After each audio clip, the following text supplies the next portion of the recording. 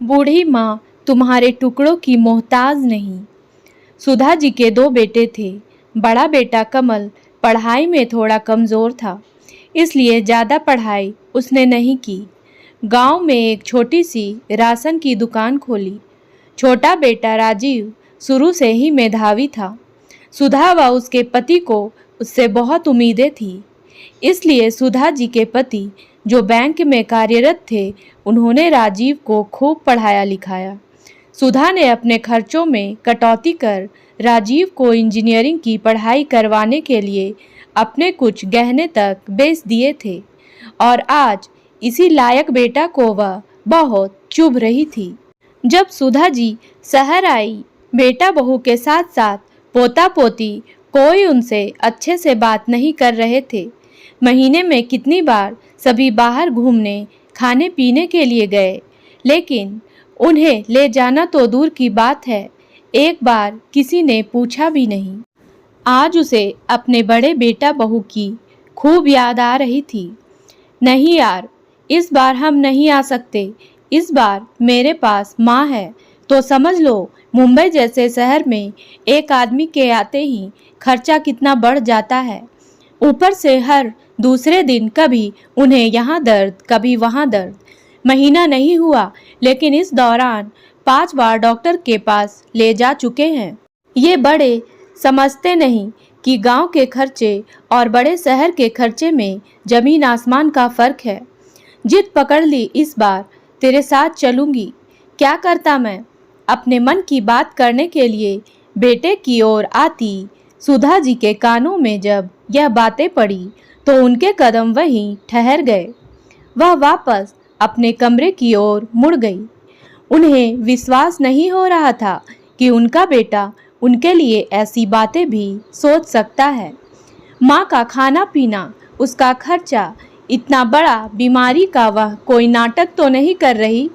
घुटनों में दर्द तो उसे कितने सालों से है और बुढ़ापे में आज उसका बेटा अपनी माँ के खर्चे का हिसाब लगा रहा है। भूल गया कि उसकी माँ ने अपने खर्चों में कटौती कर उसे इस लायक बनाया। सुधा जी के दोनों बेटों की शादी हो गई। राजीव ने अपनी पसंद की लड़की से शादी की। सुधा जी और उनके पति इस बात से खुश तो नहीं थे, लेकिन वो कुछ कर भी नहीं सके। बेटों की शादी के कुछ दिनों बाद ही सुधा जी के पति की हार्ट अटैक से मृत्यु हो गई।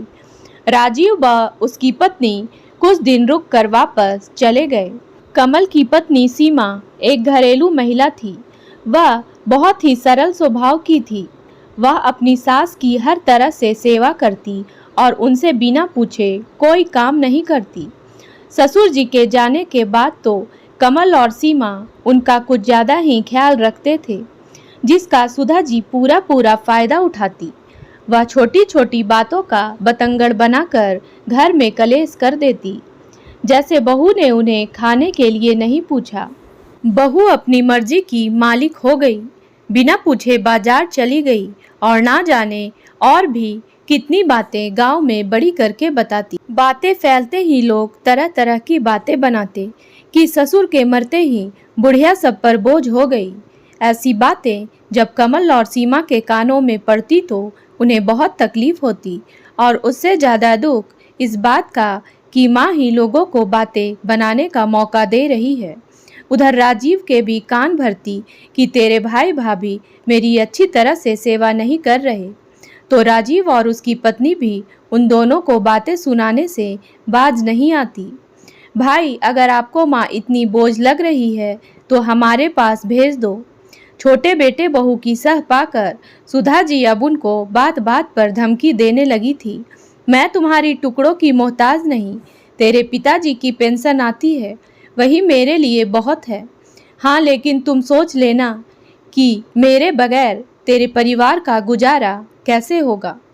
बार बार कही ऐसी बातों से कमल का स्वाभिमान आहत होने लगा था। एक दिन उसने गुस्से में कह दिया कि माँ, आप मेरे परिवार की चिंता मत करो, मैं उनका पालन पोषण खुद कर लूँगा। अगर आपको लगता है कि हम आपकी अच्छे से सेवा नहीं कर रहे तो कुछ दिन राजीव के पास जाकर रह लो। सुधा जी ने भी गुस्से में राजीव के पास फोन लगाया कि उसे लेकर जाए। राजीव और उसकी पत्नी ने काफी टाल मटोल की, लेकिन सुधा जी की जिद के आगे उन्हें घुटने टेकने पड़े। लेकिन 1 महीने में ही सुधा जी का जी भर गया। जहां बड़ा बेटा बहू उनसे पूछे बगैर एक काम ना करते, उनको खिलाए बगैर खुद ना खाते, यहाँ ऐसा कुछ ना था। घर में पुराने सामान से ज़्यादा उनकी हैसियत नहीं थी। इन 2-3 महीनों में बेटा बहू ने किसी न किसी खर्चे के बहाने उनसे कई बार रुपए लिए थे, जबकि गांव में आज तक कमल व उसकी पत्नी ने कभी उनसे खर्चे के पैसे नहीं मांगे। वह अपनी मर्जी से कुछ खर्चे दे वह अलग था, और यहाँ खाने और अपनी बीमारी का खर्चा देने के बाद भी बेटा बहू उनके खर्चे का रोना सबके सामने रो रहे थे। बहू भी तो अपनी पड़ोसन से यही कह रही थी कि हमारे पास अब सासू माँ है, इसलिए खर्चे बढ़ गए हैं। गांव में कितनी इज्जत व रौब था उनका। बहू के मायके से जो भी कोई आता वह सबसे पहले उनसे ही मिलता, हाल चाल पूछता। पड़ोसी भी कितनी देर बैठ उनके साथ बातें करते। लेकिन यहाँ तो उसका जीवन एक कमरे में ही सिमट गया था। बाहर से बेटा बहू के कोई जानकार आ गए तब तो मजाल की उसे कमरे से निकलने दिया जाए। 1 महीने तक तो किसी को पता भी नहीं चला। बेटा बहू ने बताया भी नहीं कि उनकी माँ है। उस दिन तो हद ही हो गई जब लिफ्ट में एक औरत ने छोटी बहू से पूछ लिया, आपने नई नौकरानी रख ली है क्या? सुनकर कैसे पानी पानी हो गई थी सुधा जी। लेकिन बहू कैसे बेशर्मी से हंसते हुए बोली, अरे नहीं नहीं, सास है मेरी, गांव से आई है।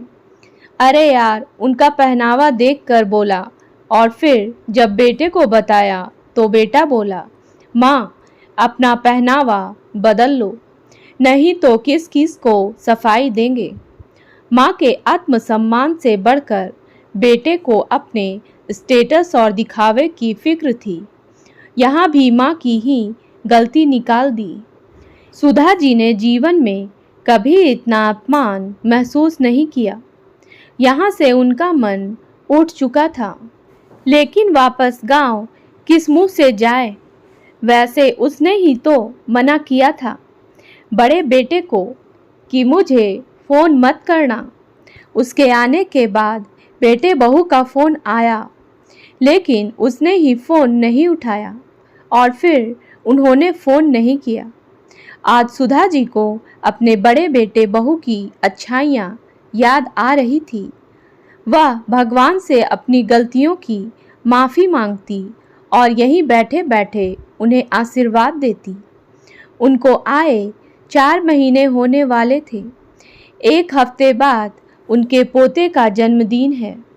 बड़ा पोता 11 साल का होने को आया, लेकिन आज तक भी बड़े बेटा बहू ने उन्हीं को साथ खड़ा रख पोते का केक कटवाते। कितना सम्मान करते थे दोनों।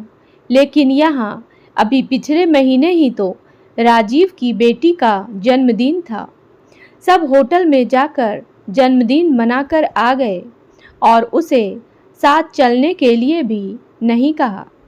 हाँ, उसके लिए केक का एक टुकड़ा और ठंडा पिज़्ज़ा जो उसके दांतों से खाया भी नहीं जाता लाकर पकड़ा दिया। लेकिन उसने ही तो खुद अपने पैरों पर कुल्हाड़ी मारी थी। यहाँ उसके टुकड़ों का हिसाब रखा जाता है और वहाँ उसे मनुहार कर 1 रोटी ज़्यादा खिलाई जाती थी। अब तो उसका एक पल वहाँ काटना भारी हो रहा था। बस मन करता अपने गांव में बड़े बेटा बहू के पास जाकर अपने कर्मों की माफ़ी मांग ले। सुधा जी के सच्चे दिल से किया पश्चाताप भगवान ने सुन लिया और आज सुबह सुबह उनके बड़े बेटे बहू का फ़ोन आ गया। नाराज़ हो क्या माँ अभी तक? हम दोनों माफ़ी मांगते हैं। आपकी नाराज़गी हमसे है, अपने पोते पोती से तो नहीं। याद है ना, 2 दिन बाद आपके पोते का जन्मदिन है और आपके बगैर जन्मदिन मनाने की तो हम सोच भी नहीं सकते। अगर आप नहीं आओगे तो जन्मदिन नहीं मनाएंगे। पोते ने कहा, दादी जल्दी से आ जाओ, आपके बगैर हमारा बिल्कुल मन नहीं लगता। मम्मी कहानी भी नहीं सुनाती। हाँ दादी, आपके बगैर मेरा केक कौन कटवाएगा? प्लीज़ जल्दी आ जाओ, हम फिर से आपको तंग नहीं करेंगे। सुधा जी बोली, क्यों नहीं आऊँगी, मेरे पोते का जन्मदिन है, ज़रूर आऊँगी, लेकिन टिकट। सुधा जी खुश होते हुए अचानक से फिर उदास हो गई। आप परेशान मत हो, मैंने टिकट करवा दी है। राजीव से मेरी बात हो गई है, वह आपको स्टेशन से गाड़ी में बिठा देगा और मैं आपको लेने आ जाऊंगा, कहकर उन्होंने फ़ोन रख दिया। सुधा जी ने जल्दी जल्दी से अपना सामान पैक किया। छोटा बेटा बहू दिखावे के लिए उनसे बोले, माँ कुछ दिन और रुक जाती तो हमें और अच्छा लगता। नहीं बेटा, माँ की वजह से तुम्हारा बहुत खर्चा हो रहा था और वैसे भी बड़े बड़े शहरों में मेरे जैसे छोटे लोगों की जगह कहाँ है। इन 3 महीनों ने मुझे अपनी जगह और अपने पराये का भेद समझा दिया।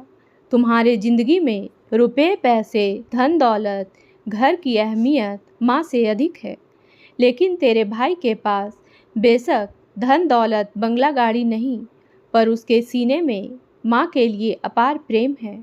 आंखों में आंसू लिए सुधा जी ने अपना सामान उठा लिया। उम्मीद है दोस्तों कहानी पसंद आई होगी, तो मेरे वीडियो को लाइक करें और मेरे चैनल को सब्सक्राइब करना ना भूलें। धन्यवाद।